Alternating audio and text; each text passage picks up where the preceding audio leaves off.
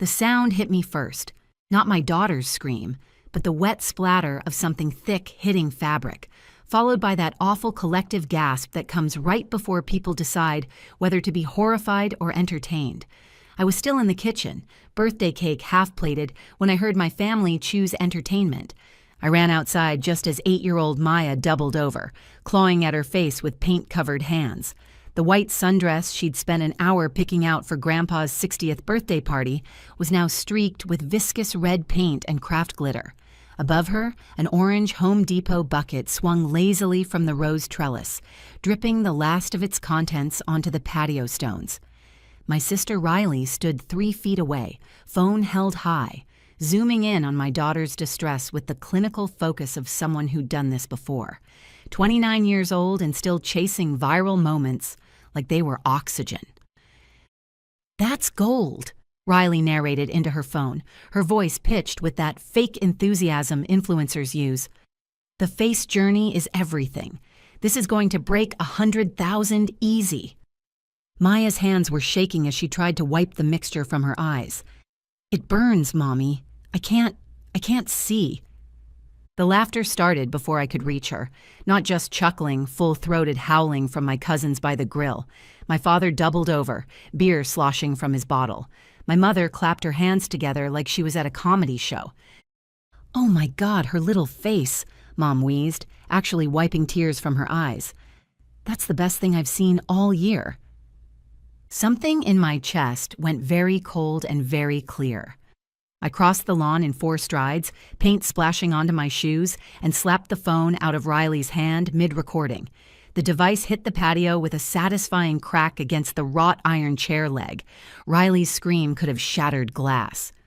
"You psycho! That's the new iPhone 15. Do you know what that costs?" I dropped to my knees in the paint puddle, using my shirt hem to clear the red sludge from Maya's eyes. Her whole body was trembling, small hiccuping sobs as she tried to blink the mixture away. "Look at me, baby. Open your eyes slowly. I've got you." "Why would Aunt Riley do that?" Maya's voice cracked on every word. I said no. I said, "Please don't." My mother's heels clicked across the stones, stopping right beside us. She didn't look at Maya, didn't offer a towel or water, just stared down at me with the same expression she'd worn my whole life when I'd disappointed her. "What's wrong with you?"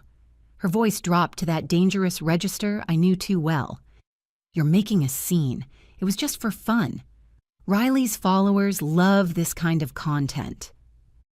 Fun. I stood slowly, pulling Maya against my side.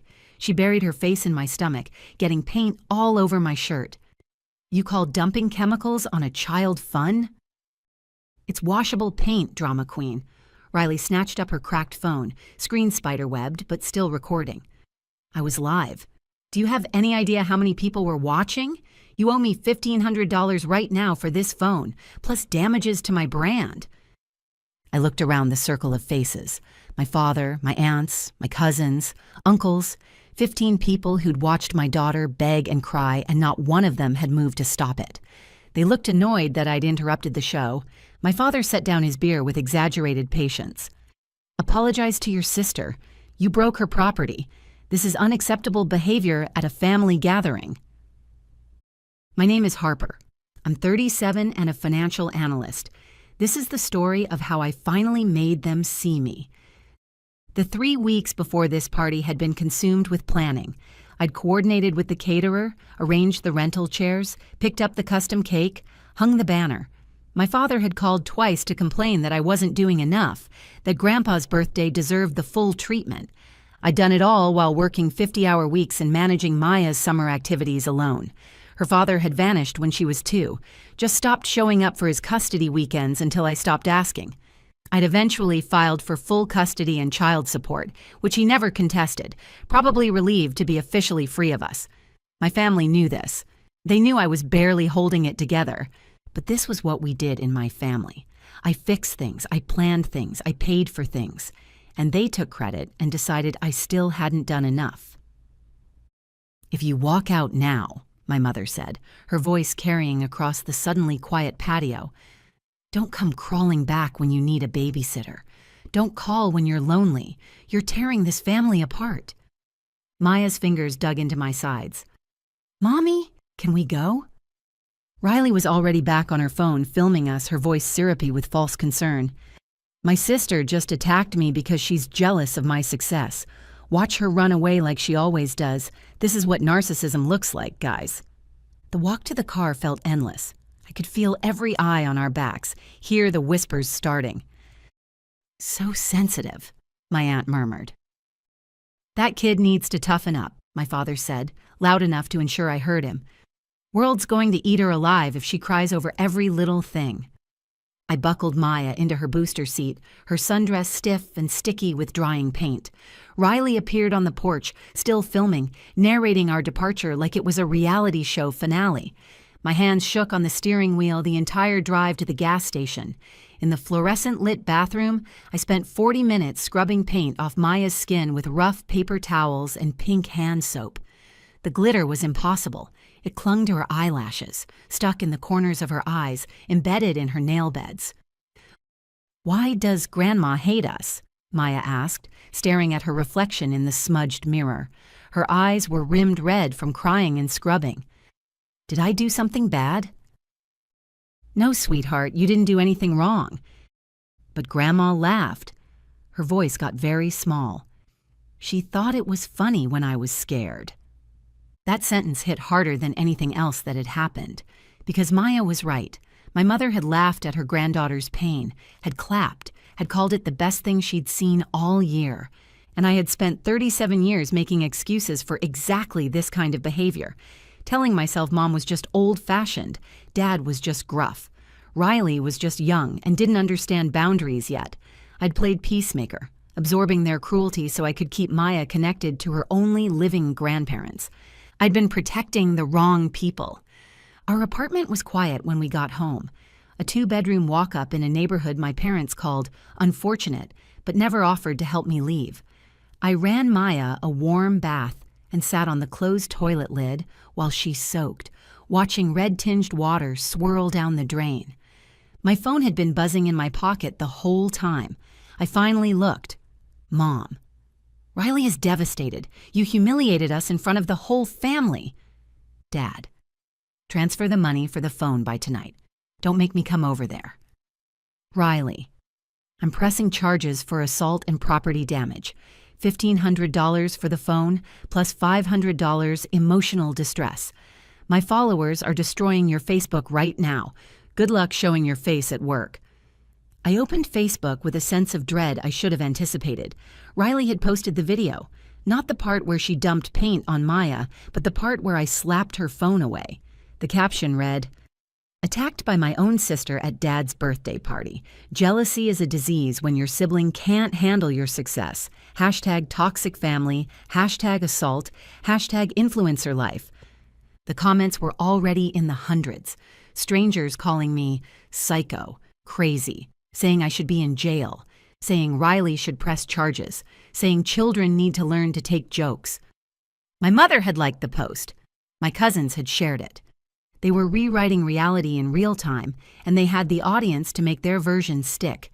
That evening at home, I poured a glass of wine after putting Maya to bed. She'd cried herself to sleep, exhausted from the kind of emotional devastation an 8-year-old shouldn't know exists.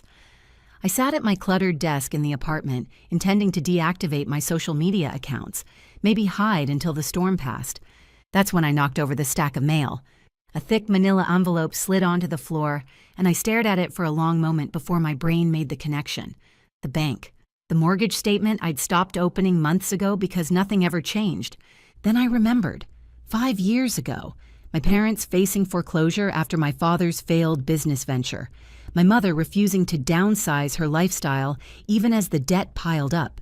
They'd been 3 months from losing the house, the big 4-bedroom colonial in the good neighborhood, the one that signaled their status in ways they valued more than food or family. I was the only one with decent credit and savings. I'd worked 2 jobs through college, graduated without debt, saved relentlessly. They'd begged me at this same kitchen table, my mother holding my hands, promising things would be different if I just saved them from the shame of bankruptcy. So I bought their house, took out a mortgage in my name, Used my entire savings for the down payment. $60,000 I'd been saving since I was 16. We'd signed a lease agreement. They'd pay monthly rent that barely covered the mortgage interest. I'd stay in my cheap apartment. They'd get to keep living like nothing had changed, pretending they still owned the place while I scraped by in a neighborhood they wouldn't visit. I dug through my file cabinet with shaking hands, found the lease agreement. My fingers traced the dates. Term, 5 years. Start date, June 1st, 2019. End date, June 1st, 2024. I looked at my phone. July 22nd, 2024. The lease had expired 7 weeks ago. The contract was explicit. Upon expiration, if no renewal was signed, the tenancy became at will, terminable by the landlord with 30 days' notice. If the tenant had violated terms of conduct, such as using the property to conduct harassment or illegal activities, the timeline could be accelerated. They'd forgotten. In 5 years of treating me like their personal assistant and ATM, they'd completely forgotten that I held the deed to their kingdom. My phone rang. Mom. The old me would have let it ring, would have been terrified of whatever venom was coming. But the paper in my hand felt like armor. I answered. Yes? You need to listen very carefully. Her voice was ice. Riley's video has 15,000 views. She's going to ruin you, but I can make her take it down. I can fix this. What do you want? You're going to record a video apology. You're going to admit you were jealous of Riley's success and that you overreacted due to stress. You're going to pay for her phone, and you're going to give her an extra $1,000 for pain and suffering. If you do this by tomorrow morning, we won't press charges. We'll let you back into the family. A trap. A perfect humiliating trap.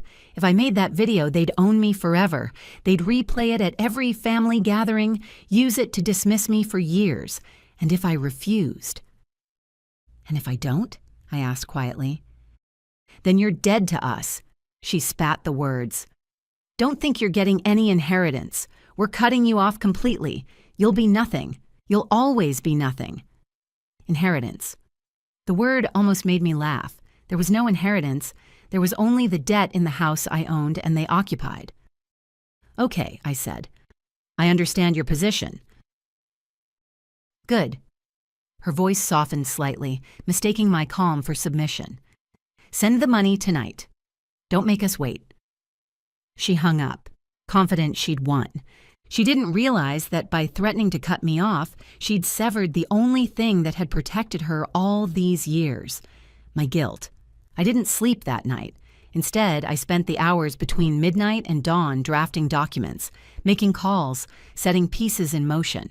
I started with my law school friend Marcus, who confirmed what I'd suspected. The lease expiration gave me full legal grounds to evict. The part of me that used to cry over them had died, watching my mother laugh at my daughter's pain. At 8 a.m., I called Jessica from college. She'd become a real estate agent who specialized in quick cash sales to investors. I have a property to sell, prime suburban location. I want it gone in 30 days. I don't care if I take a hit on market value. Is it occupied? Technically, no. The lease expired. They're holding over without my permission. At 9 a.m., I went to the bank and blocked future transfers from my father's account. Accepting rent would imply renewal of the month-to-month arrangement. At 10 a.m., I hired a process server. I wasn't delivering this news in person. I wasn't giving them a stage for their performance. 2 days later, the bomb dropped. I was at work, deep in a quarterly report, when my phone exploded. Mom, Dad, Riley, Mom again, Dad again, Aunt Linda, Riley again. I put it on Do Not Disturb and kept working, feeling a strange, weightless sensation in my chest. At lunch, I listened to the first voicemail. Harper, what is this? My father's voice sounded smaller than I'd ever heard it. There's a man here. He gave us papers. It says notice to quit.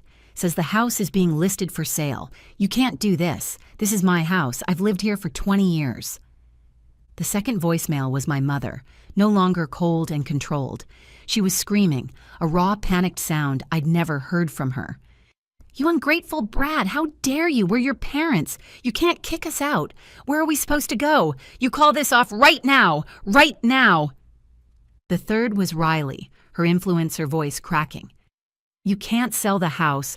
My entire studio is set up here. I have brand deals, production schedules. You're literally ruining my career. This is so illegal. I'm calling my lawyer." I typed one message, sent it to the family group chat. "You told me I was ruining the party. You told me I was dead to you. You told me not to come back. I'm selling the house to recover my investment. You have 30 days to vacate. Locks change August 22nd. Do not contact me again or I will file for a restraining order. All communication through my lawyer." Then I blocked all of them. The extended family, aunts, uncles, cousins who'd laughed that day filled my voicemail with outrage. But I blocked them too, one by one, severing every connection to that world. The next 3 weeks were filled with their legal threats, all of which dissolved the moment a lawyer looked at the actual paperwork. Riley's assault claims disappeared just as quickly when my attorney pointed out that her own video showed her dumping chemicals on a child. She'd filmed her own crime. They had no lease, no ownership, nothing but 5 years of entitlement I'd subsidized while living in a walk-up they were ashamed to visit. Jessica found a developer who wanted to gut and flip. The closing was set for August 23rd. On eviction day, I almost didn't go, but something pulled me to drive past, not to gloat, but to witness the end of something.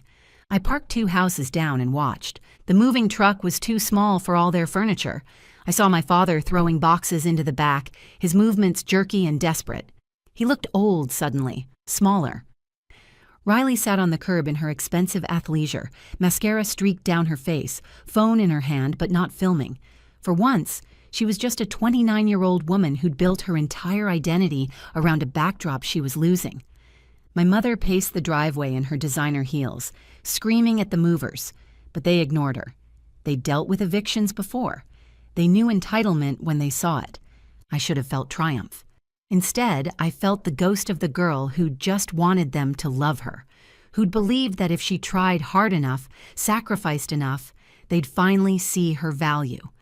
Then I glanced in the rearview mirror. Maya was in the back seat with a book, humming softly. Her eyes were clear. The paint was long gone. She looked up and caught my eye in the mirror.